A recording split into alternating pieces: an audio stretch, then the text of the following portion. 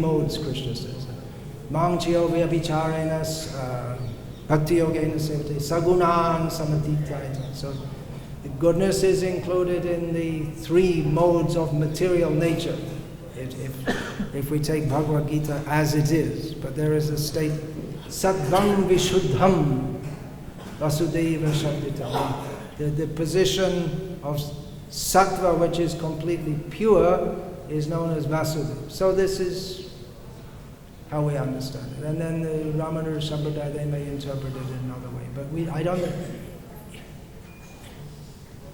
I advise you not to be too much bothered by all these things, unless you're going to do it as a very specialized service, which isn't even the most important thing for anyone at this time, to compare the Ramanuja philosophy or the 2 Ramanuja philosophies with the Gauriya philosophy. Even we say Gauriya philosophies, there are different interpretations within that.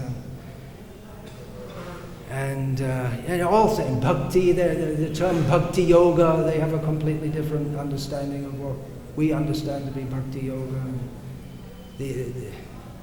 For them, Prapatti is the ultimate goal, and for us it's Prem. So there's no need to get into all this.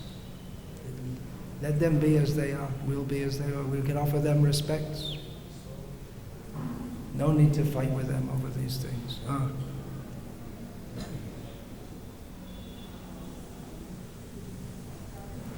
Thank you, Maharaj, for a very elucidating class. This question may be seen as maybe being controversial, but my intention isn't to evoke some kind of controversy. But it's just a question in my mind because it's been brought up. I've heard it from a few different sources. And I'm wondering if you happen to know whether women covering their head is just a Muslim custom.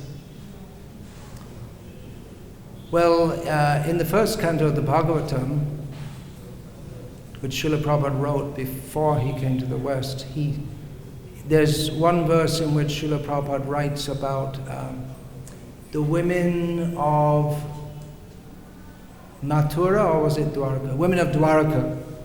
When Krishna entered, they went on the rooftops to see Krishna. They didn't mingle with the crowd. And in the purport, Srila Prabhupada talks about womanly shyness, and he speaks about the term parda, which means separation of, it's not a Sanskrit term, it's taken from probably Persian,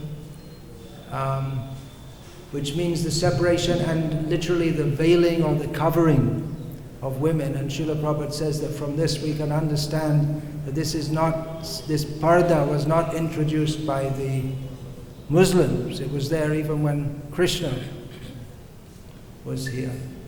So, on the principle of women not showing themselves and covering themselves or not being visible at all, Srila Prabhupada said, is not as is sometimes suggested, something that was introduced by the Muslims. So in this regard, that's what Srila Prabhupada said. Although when we say Vedic culture, it's a very broad term, and from what I understand, Srila Prabhupada mostly applied that to the Vaishnava culture as he saw it in Bengal, and according to the Brahminical culture in South India especially, it was the British who introduced that the lower caste or non-caste women, it was quite common, they would go without any covering of any kind on the top part of their body. It was just normal. So that wasn't the part of Vedic culture that Srila Prabhupada wanted to introduce. He spoke against that, topless, bottomless.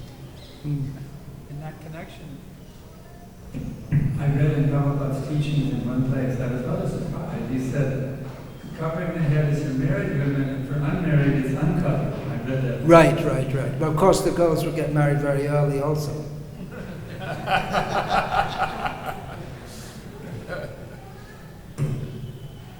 It's a big topic. Oh, there's a lady covering her head. I caught you in the act. I shouldn't look at a woman.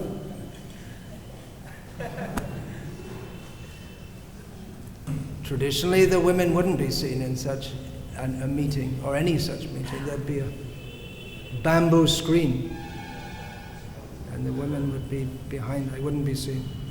That was until recently in India, at least at the time Bhaktisiddhanta Saraswati Thakur. That was a normal thing. The Ayurvedic doctor had to test the woman. She'd be behind a screen. They'd have the thin cotton around her wrist, and the cotton would be connected, and like that he would take the pulse. Wouldn't see her. Times have changed.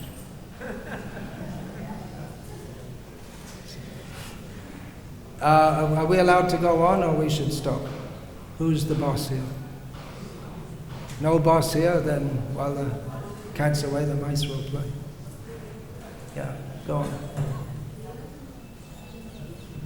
Who's the boss? Krishna Balaram.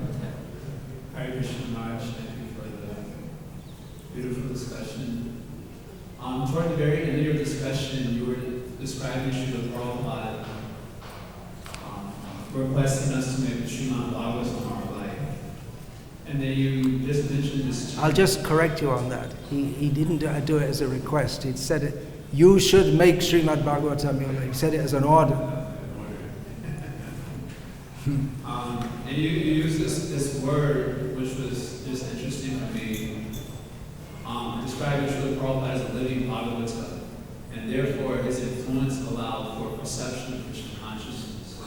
So in the context of the purport, it appeared that Ravana was seeing Ramchandra and Sita, but actually he did not see. You were describing this. And in the verse it's saying perception actually requires sudhya, and Prabhupada translates it as pure Krishna consciousness.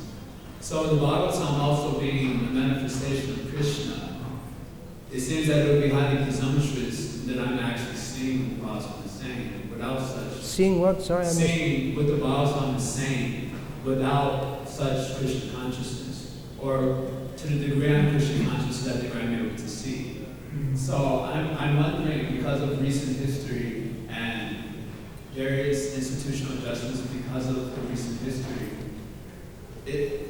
there seems to be a tendency not to underscore the reality of necessity for living Bhagavata to help us actually gain perception of the scripture. Yeah, that is the system, of course. Bhagavata Parogiya Bhagavata Vaishnavesthane. The poet from Bengal was chastised by Swarup Damodar. Very interesting incident where the associates of Chaitanya Mahaprabhu all thought this poetry is very nice, and Swarup Damodar came and said, you got it all wrong. And then he told him, you go and hear Bhagavatam from a Vaishnava. Jao Bhagavata Paro Vaishnavesthane Ekanta Ashray Karo Chaitanya Charane. And you have to take full shelter at the lotus feet of Chaitanya Mahaprabhu. Then you can understand Bhagavatam. So that's true. That's true today also. Prabhupada has given his association to us as his books, but to unlock, we still need that explained to us. Srila Prabhupada instituted this class. We could just sit and read the Bhagavatam, that's also very valuable, but we also, it's also required that we go through the parampara system and hear the Bhagavatam explained. And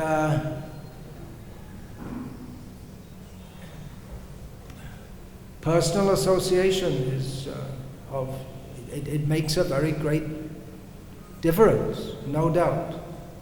As we can see within our society ISKCON, there are different disciples of different gurus, and we can see the different disciples, they tend to, it's quite clear how they tend to take the attitude and mood and understanding of their guru, which proves that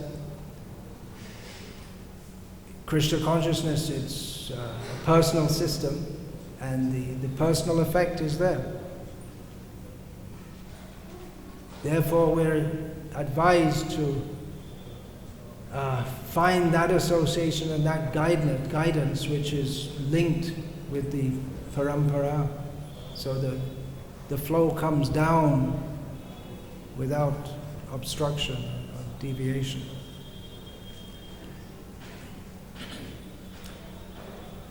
Oh, we have another question there.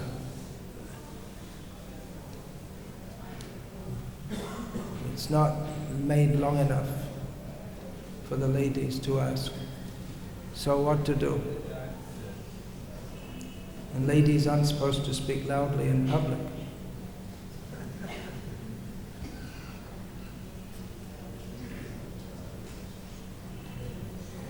Then what to do?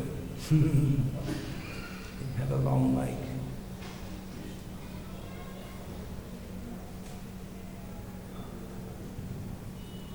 Thank you, Maharaj. As you said that to understand Krishna, we have to come out of I-ness. So how we can come out of this deep-rooted attachment?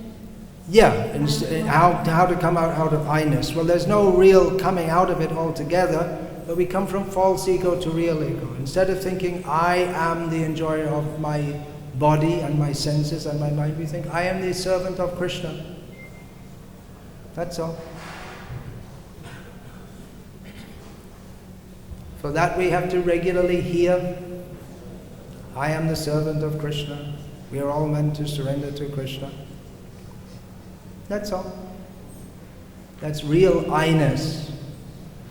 Proper sense of I-ness. I am the servant of Krishna. Soham dasoham. Vedic saying, Soham, I am that. Dasoham, I am the servant. I am a servant. Hare Krishna. All glories to His Divine Grace, Srila Prabhupada. Srimad Bhagavatam Ki Jai. You want to announce? Okay, go ahead. Just 1 second. I need the mic. Okay, there's a mic right